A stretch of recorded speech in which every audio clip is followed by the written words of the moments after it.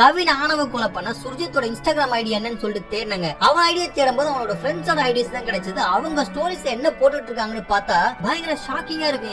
அவனுங்க ஸ்டோரியில என்ன போட்டிருக்காங்கன்னு படிக்கிறேன், கேளுங்களேன். காதல் தவறில்லை, சரி. யாரை காதலித்தாலும் பெற்றோர் ஏற்றுக்கொள்ள வேண்டுமா? பெற்றோருக்கு கடமை, பொறுப்புகள், ஆசா பாசங்கள் என்று எதுவும் கிடையாதா? ஜாதி மாறிவிட்டது என்பதை விடுங்கள். சொந்த ஜாதிக்காரனை காதலித்தாலும் உடனே கட்டி கொடுத்து விடுவார்களா? சொந்த ஜாதியில் வரன் பார்க்கும் போது கூட எத்தனை வரன்களை மாற்றி மாற்றி பார்க்கிறோம், எத்தனை வரன்களை தட்டி கழிக்கிறோம். ஒரே ஜாதிக்குள், உறவு முறைக்குள், மதம் சார்ந்து எத்தனையோ திருமணங்கள் நின்றிருக்கின்றது. ஒரு பெற்றோர் பொதுவாக வசதி அடிப்படையில் தன்னை விட மிகப்பெரிய இடத்தையோ குறைந்த இடத்தையோ விரும்புவதில்லை. இது சொந்த அத்தை மாமன் உறவு முறைகளிலும் சரி. ஜாதி மாறும் போது வரும் சிக்கல்களை எதிர்கொள்ள தெரியாமல் ஏன் காதலிக்க வேண்டும்? அதை சமாளிக்க தெரியாத கல்வி எதற்கு? ஜாதி கிடையாது என்று சொல்பவர்கள் முதலில் ஜாதி சான்றிதழ் வழங்கும் அரசை நிறுத்த சொல்லுங்கள், இடஒதுக்கீட்டை நிறுத்த சொல்லுங்கள். காதலில் மட்டும் ஜாதி கிடையாது என்று சொன்னால் இழப்புகள் ஏற்படும், அதை தவிர்க்க இயலாது. ஜாதி பார்த்து காதல் வருவதில்லை என்று டயலாக் பேசலாம். ஜாதி அடிப்படை மாற இன்னும் காலம் இருக்கிறது. உங்களுக்கு ஜாதி கிடையாது என்று சொல்ல உரிமை உள்ளது போல எங்களுக்கு ஜாதி உண்டு என்று சொல்ல உரிமை உண்டு.